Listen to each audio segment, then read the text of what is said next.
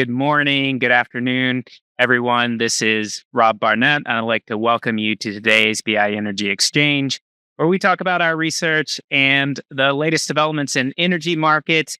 Today, we have a special guest, Nathan Dean. He's on the Bloomberg Intelligence team based in Washington, D.C. If you don't know Nathan, you should definitely check out his franchise. He covers everything related to Congress and the administration, things coming out of Washington, D.C. He's a senior policy analyst. And today we're going to have a fun chat, I believe, with him about the election coming up in November and what it could mean for energy markets. Also on the call today, we've got Patricio Alvarez joining from his usual perch in Madrid. If you don't know, Patricio covers utilities and European gas for us. And swinging across the pond, we've got Talon Custer also joining. Talon covers midstream gas and LNG for us. And so I think this is a good call to have both Talon and Pat join, because I think gas is an important part of the equation. President Biden has actually paused LNG permitting. And so that's one of the issues that we're seeing already crop up in the election year. But Nathan, I want to come to you first and have you characterize the landscape a bit for us. I think one of the things that may be on our clients' minds is the idea of changing energy policy if we see President Donald Trump reelected for a second term. For example, the Inflation Reduction Act, it got the wrong name. It's really a clean energy policy piece of legislation in my mind. And so is that something that's at risk? And tell us how you read the tea leaves or how the election could go, particularly as it pertains to energy markets. Yeah, so thanks for having me, and thank you for allowing me to come on and talk to you today. I like to say that, the energy investors that are on the call are fortunate from the standpoint that there's really three major issues when it comes to the election that we're hearing from investors on. And that is energy, tax, and trade. If you think about the differences of a Biden presidency versus a Trump presidency, in those three areas, you're going to have a substantial difference of agreement and a significant change in policy if President Trump wins in November. Now, I'd like to just go back also and just talk about how does change happen in Washington. So as you, the investor, look at headlines when it comes to the election, how do you think about things are going to change your portfolio? Well, let's think, how does Washington actually work? Well, there are really three ways that policies are enacted that ultimately then just impact a portfolio. First is legislation. Obviously, a bill that's passed through the Congress. There's 435 members in the House, 100 members in the Senate. Both chambers have to agree. Once they pass legislation, it goes to the president's desk. But I think anybody who's watching Washington these days knows that Congress doesn't pass much. In fact, just the last week, we've actually had most of the legislation on Congress has to do with post offices, naming post offices. And just real funny, Johnny Cash just got a post office in Kingsland, Arkansas. So, but those are the types of bills that are passing right now. So that's the legislative route. And we'll talk about that a little bit more in detail of what we could see going on. The second is the regulatory route. Look, if you follow FERC or if you follow EPA, you know that regulations come out and you know that these regulations have a significant impact on a company. But when it comes to the regulatory route, yes, you can bypass Congress, but also it takes time. You need to have a regulatory leadership in place. And for the Biden administration, for example, for a lot of regulators, we did not see new regulatory leadership until 1 to 2 years into the Biden presidency. And those rulemakings then have to come out and their proposals, and they have to follow what is known as the Administrative Procedures Act. You have to have a notice of proposed rule, a comment period. There has to be enough analysis and cost benefit scenario in order to actually get this passed through the courts. And if anybody's watching the U.S. courts know, Now is the best time to sue regulations because you have the Fifth Circuit in particular, which is based in Louisiana and Texas, seems to be very much against the Biden era of regulatory philosophy, if you will. So that's the second way. The third way is through executive orders and actions through the executive branch. And this is what you would see if President Trump wins in November. He would be inaugurated on January 20th, and then on January 21st, he would hold a ceremony and he would sign a significant number of executive orders. Now, we've actually done a little bit of look back in terms of the number of executive orders, and President Trump's first term was third within the last 50 years, behind President Carter and the first term of the Nixon administration. But the thing about executive orders is that you should think about this in terms of how you respond to that. Most of them are symbolic in nature, and most of them are headline risk. An executive order is a fancy way of the president picking up the phone and directing members of the executive branch who already report to him, hey, I need you to do this. But there's a ceremony. He holds up a pen, he holds up a book, and so forth like that. So it's a headline risk. It's a symbolic nature. But a lot of times these executive orders are then directing agencies to do things in terms of rulemakings, which then falls into the second thing of how way of things get done. And those rulemakings take time. So as we approach the election, and specifically as you think about how does this impact my portfolio, put it into, and I'm really just talking about a President Trump scenario here, because if President Biden wins, you're just going to see a continuation of where we are, status quo, if you will. But if President Trump wins, think about, okay, President Trump has said, I want to make this statement, I want to do this. Then ask the question, okay, does he have the regulatory staff in place to actually make this decision? For example, I'm just going to use crypto because that's one of the things I've been focused on lately.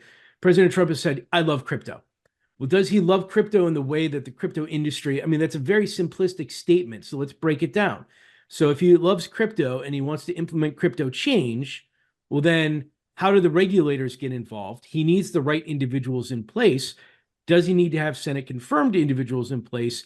And then it goes down the line like that. So just keep in mind, there's a lot of headline risk associated with these executive orders, but then the process has to play out, and the process will give most investors plenty of enough time to appropriately analyze what the risk is and how they should respond in kind. Very interesting.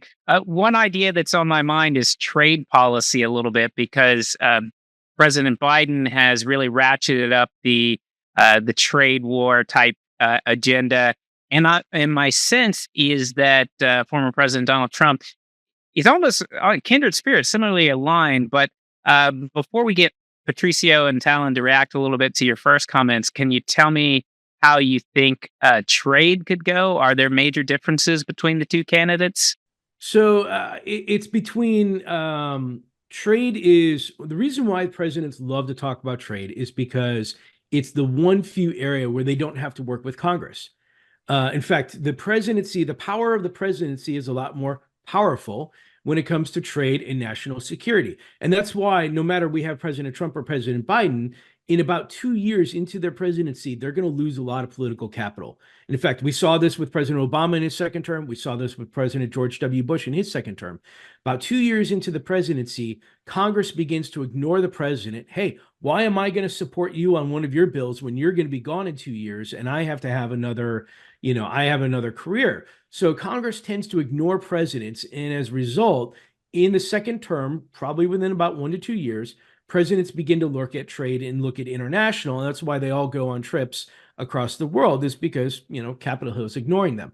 Now, when it comes to trade, specifically when it comes to Biden versus Trump, being tough, and I'm just going to talk about China to start with. Being tough on China is good politics no matter which party you are in. We've seen Democrats, we've seen Republicans, this idea of, being tough, trade war, tariffs and so forth like that. We've certainly seen President Biden taking steps within the last year to protect the U.S. automotive industry, but you would see something similar if President Trump were to win. In fact, even just to go down to some of the Senate races, Senator Sherrod Brown, who's the chairman of the Senate Banking Committee, he's running for re-election and probably one of the key races to watch if the Democrats have any hopes of keeping the Senate. He's very much aligned with President Trump on a lot of things when it comes to trade. Because again, it's about protecting the American industrial base. So That's the first step. But the second step is, okay, it's one thing to actually talk when you're talking about it in front of the American press. It's another thing to actually stare down Xi Jinping or any other type of foreign leader and actually do it and then have those ramifications come and hit the American market. And so, what I do a lot of work with our Bloomberg economics team here in Washington. And if you're not aware of them, this is under Tom Orlick and Jenny Welch, and they're both available on the terminal and also on Twitter and so forth like that. But they have a team of geoeconomists. And what these geoeconomists do is they look at things. Okay, President Trump has said that he wants a 60% tariff on all things Chinese coming into the United States. That would have a significant impact on the American economy. And Jenny and Tom and their team have looked at this and have said, okay, well, you're looking at a GDP hit somewhere, and I think it's around 0.5% to up to 4% GDP growth lost off the American economy if something to that extent would come in. But I will tell my clients time and time again, the way it works, and it doesn't matter if it's President Trump or President Biden, you get tough talk before the election. But once the election is won, and then they actually just start discussing, okay, well, I talked tough about including having trade and tariffs and so forth. But all of a sudden, when Walmart in the state of Arkansas begins to have significant impacts by these, tariffs and so forth, then things actually may calm down and so forth. So, it's a lot of headline risk prior to the election, post-election. We actually have to see some of the nuances, the details, and so forth. Okay, thank you very much, Nathan. Patricio, let's come over to you to get a little bit of reaction. So I believe because of the IRA, the US is a more attractive market than most of Europe, where a lot of companies aiming to invest in wind and solar and things like that these days. Very famous case example of Meyer Burger. It's basically Europe's only solar champion, solar manufacturer, is essentially taking all of their manufacturing and moving it to the US. And I know you're more on the Ute side, but Patricio, give me a sense. Are your companies who have been actively investing in some of the clean energy assets in the US, are they worried about a Donald Trump 2.0 presidency? Is this something that they're talking about? How do you read the tea leaves? Sure. So just to add some context, European utilities have been investing in the U.S. Since I would say 5 to 7 years, possibly a decade, but have been increasingly steering their capital since the announcement of the IRA. And recently we have published a note on what the exposure is for European utilities. So we're talking about companies like RWE, Enel, Iberdrola, and many others, which have a combined asset base of roughly 45 gigawatts. And their plans are to double this capacity over the next 7 years. So yes, the U.S. has been this sort of source of or a new growth chapter for European utilities, considering that European power prices have been on a rapid decline since Russia's invasion of Ukraine, and also higher interest rates and sort of maturing, let's say, renewable penetration in Europe means that yes, perhaps project returns are not as attractive here, particularly since they don't have that benefit from the tax credits that stem from the IRA. So definitely strong investment signals in the U.S. And talking about the risks. Yes, many of my companies have been talking about this sort of, I think election risk is the main risk for this year. It's not only elections happening in the US, it's also in the EU, and a potential swing of like a little bit to the right here in Europe is also threatening to sort of upend the Green Deal, although we don't think that that's super likely, at least not in the near term. These are the main questions I think that have been on the earnings calls of the likes of RWE and Iberdrola as well. So CEOs have been rather cautious. I think they see it as something still distant. They don't think a potential Trump presidency could change any of the projects that are ongoing at the moment, just because the permitting or the lead times for a lot of these projects are so long. That they would potentially outlive any sort of potential changes, like Nathan explained.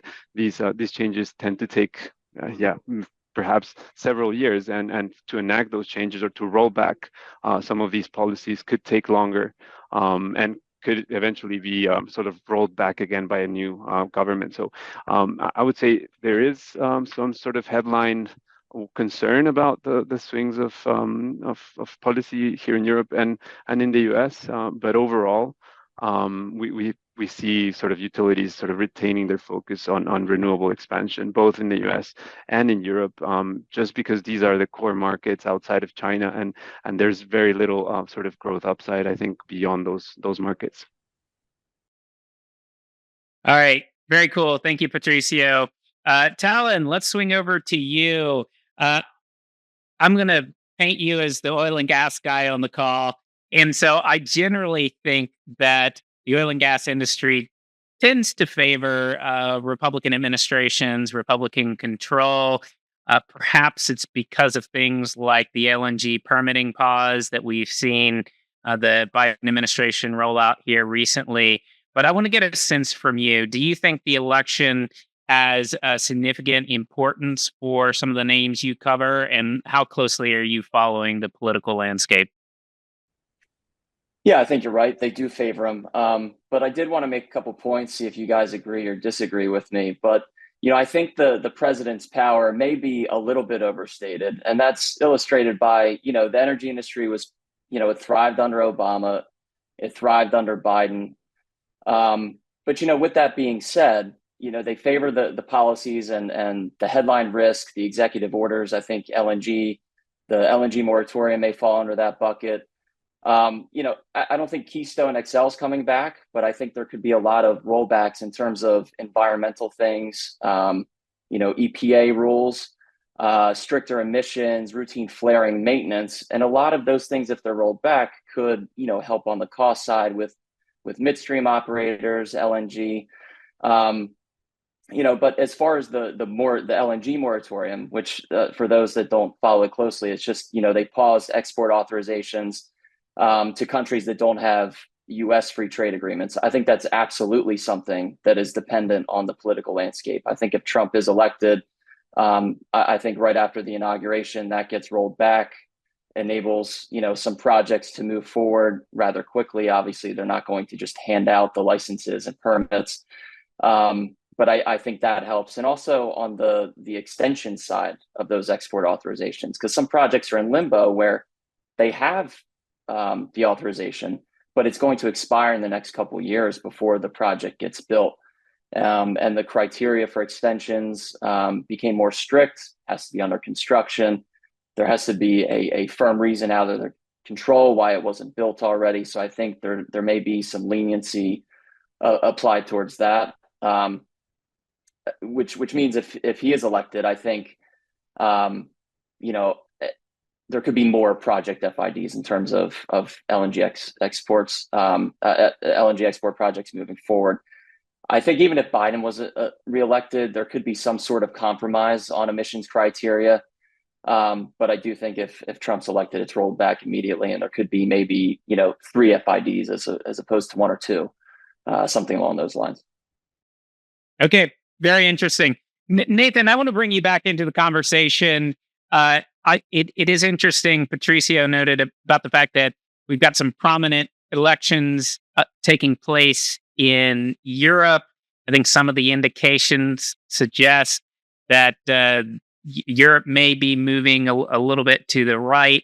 I'm curious if you think that if some of the political changes that could happen in Europe will affect how the U.S. approaches some of these big international issues like climate change policy, things like that. Will the U.S.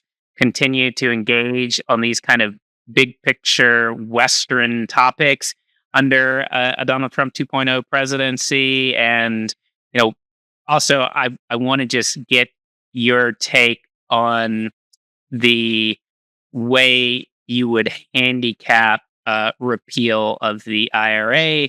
I know you and I have talked about this a number of times in the past, and I think your mind is that it's a less than 10% odds, but walk us through kind of how you get to that, as well as commenting on the sort of broader geopolitical international landscape?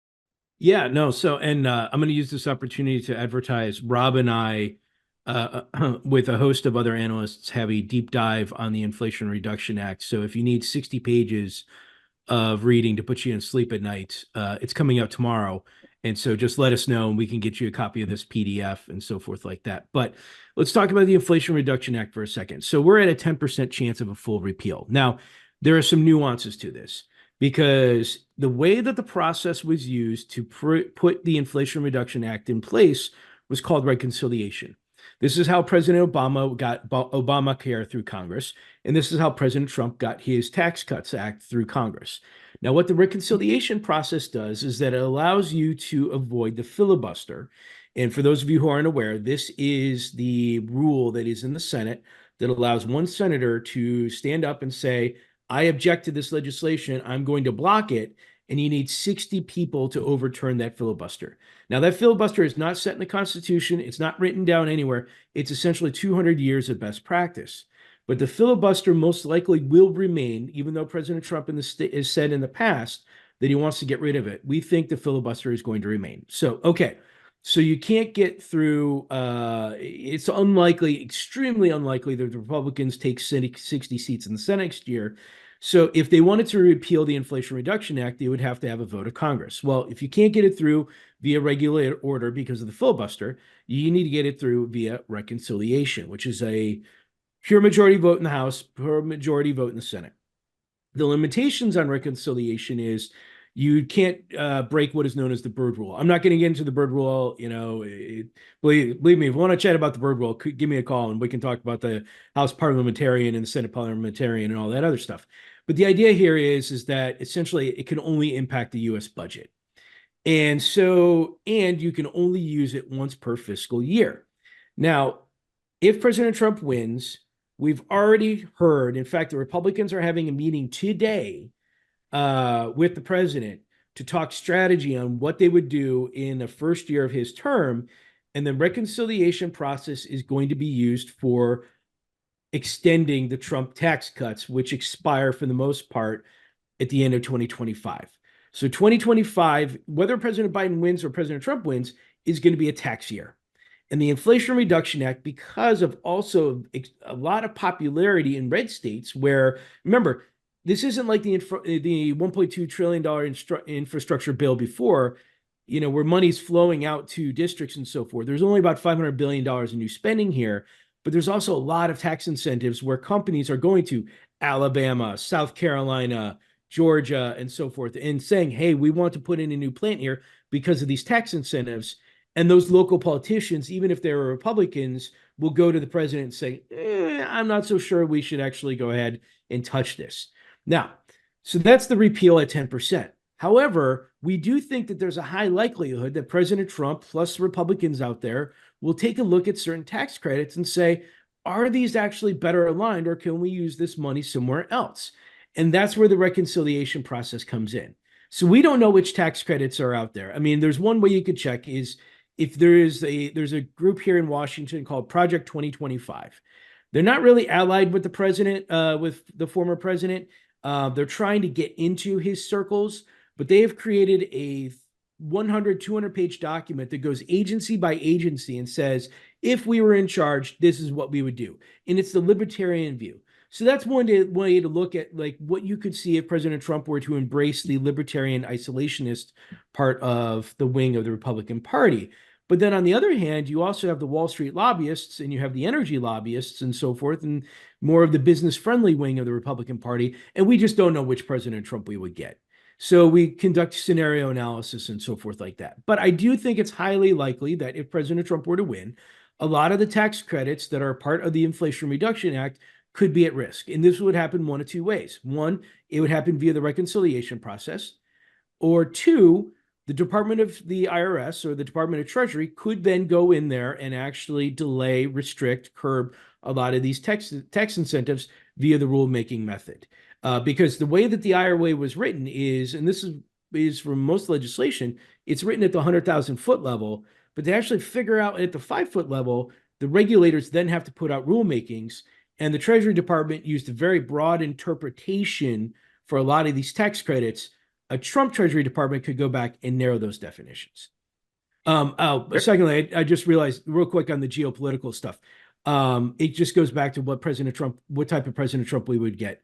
Are we going to get America first isolationist? Certainly a little bit more isolationist than President Biden, but then are we going to get somebody who talks to generals in other parts to say that, NATO and other international settings are still worthwhile? I honestly think it's still to be determined. Very interesting. Talon, I want to come over to you with a follow-up idea. If America becomes more isolationist, more America first, and you see these big international topics like reducing greenhouse gas emissions, maybe get deprioritized, does that hurt the case for LNG? Like, in your mind, how do you think about LNG demand growth? Is it mainly driven by gas coming in as the low carbon cousin of coal and other fuels and sort of helping to displace them? Or is it other drivers that are really helping to boost demand? Yeah, I mean, I think the main demand source comes from developing countries, right? Yeah, countries that still burn biomass and coal and fuel oil. Natural gas is the natural bridge fuel, right? So that's where most of the demand is. I mean, we're seeing it return this year with Asia. There's been a lot of demand in Asia, and that's expected to continue. And a lot of the gas, produced in the U.S., yeah, we're going to see some power demand. I mean, AI, data centers, things like that, continuous coal to gas switching is one story, but a lot of the gas and even a lot of the oil and NGLs are going for export, right? So that's the story. It is about, and it is an opportunity. I think one of the lowest hanging fruits to reduce global emissions is to, the coal to gas switching opportunity abroad. Just thinking about India and China top of mind. So even if they do become isolationist, I mean, energy security is key. But if you can, produce more and profit off of that, I think that would still continue to be a strong pursuit because the demand's there. And Patricio, very similar question for you. When you think about the utility of the future, they all seem to be pointed in this direction towards wind, solar, maybe with a little bit of gas and other things combined. Do you think policy actually matters too much, or has the ship already sailed? Is this the trajectory we're headed in, or does the next president, the next Congress actually have to do things to make sure it happens? Well, that's a good question. Here in Europe, I think, I think there's sort of a structural headwind for longer term gas demand in Europe. And that's the difference between the US and Europe, is that Europe is a net importer of fossil fuels. And so it's sort of, it makes economical sense to try and diversify away from that dependence on fossil fuels. And yeah, the renewables, sort of the renewable market here in Europe is more mature than in other regions, and it's already sort of an important contributor to employment. And so hence it makes sense to keep that going, as you said. And I think on the policy front, what could sway, or at least the magnitude of the decline in gas demand in Europe, could be sort of this shift to renewable gases or to green hydrogen or alternatives that have lower emissions to gas. But we don't see any sort of signs that the hydrogen economy will thrive or scale up in time to sort of meet or displace gas fully. Like we all know, wind and solar, they have sort of their limitations. They're intermittent. So that means that you will need some sort of storage solution for them.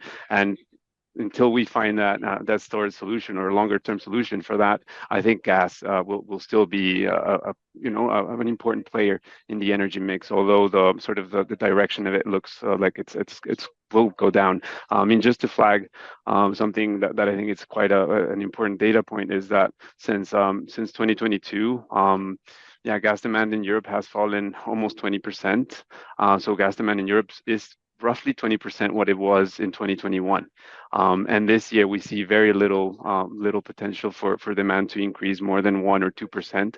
And that's mainly assuming normal weather. So we've had milder winters. We assume a mild winter this time around, and a little bit like a small recovery in industrial activity will also help a little bit of a recovery. But that means that European gas demand could stay roughly 16 to 17% below 2021 levels. So that just shows you sort of the magnitude of the shift here in Europe, I think. Okay, thank you very much. Nathan, I want to come over to you for last word. Thanks for staying with us for a few additional minutes. We have a lot of participants in this call who are based internationally. They're not Americans. They're probably not following the US election that closely. And so I'm curious to get help us read the tea leaves as much as you feel comfortable doing. You know, how do you assess the odds? Is it an even match? Does former President Donald Trump have the lead in some sense? How would you characterize the outcomes for this November? And again, your hands may be tied. You may not be able to sort of predict which way the election is going to go, but just really help explain as simply as you can how either close or not close the election may actually be. So, you essentially have three races that we're watching. Is the House race. All 435 members are up for re-election. Right now, the Republicans have it just by a handful of individuals. The general consensus in the House, at least, and this is the Washington view. This is not my own personal view. We don't provide polling or any type of predictions or anything like that. But there is this belief in Washington that the Democrats have a shot at taking the House. Just because the way that the districts have aligned after the census. Additionally, there have been some court rulings in Alabama and Louisiana in particular that have given 1 to 2 more districts back to the Democratic side. So, but when it comes to the House, there's been a lot more dysfunction in the House this year. And generally, people tend to blame the party that's in charge when it has that type of dysfunction. But it's close. When it comes to the Senate, the general consensus here is that the Republicans have a very good shot of taking the Senate. The reason being is that roughly the way it works is every 6 years, 1/3 of the Senate is up. There are 23 seats that are up that are, there are 23 seats up that the Democrats are defending, and 11 of those are extremely, I'd say, close in terms of, I have the numbers back up. 11 are Democratic defending, but many of those are actually very close in terms of Trump states and so forth. The 3 states that you need to pay attention to are essentially Ohio, Montana, and Nevada, maybe Arizona as well. Now, West Virginia, right now, the Democrats have 51-49. West Virginia, they're going to lose because Senator Manchin is retiring, and Jim Justice, the Republican nominee, is going to win that election. I think everybody's agreed on that one. So you're now at a 50-50. Most of the seats that the Democrats are defending, there are some borderline Trump states there, which is Ohio and Montana. Those 2 seats are going to be very difficult for the Democrats to keep. If they lose those, they lose the Senate. When it comes to the president race, look, I think this is one of those elections where everybody's looking at the same data, they're looking at the same polls, and they're coming up with different conclusions. I can give you 5 scenarios in which President Trump can win. Is this a race where President Trump, people are voting on inflation and security, or is this a race where they're voting on reproductive rights and other things? I don't know. It's going to come down to President Biden versus President Trump versus the couch. And if the couch wins, President Trump wins. If early voting wins, President Biden wins. We just don't know. I think that they have their first debate next week. Do you think energy is going to come into it? June 27th. I will. The answer is yes, but we'll see how quickly these debates break down and turn into just an hour and a half of name calling. Very cool.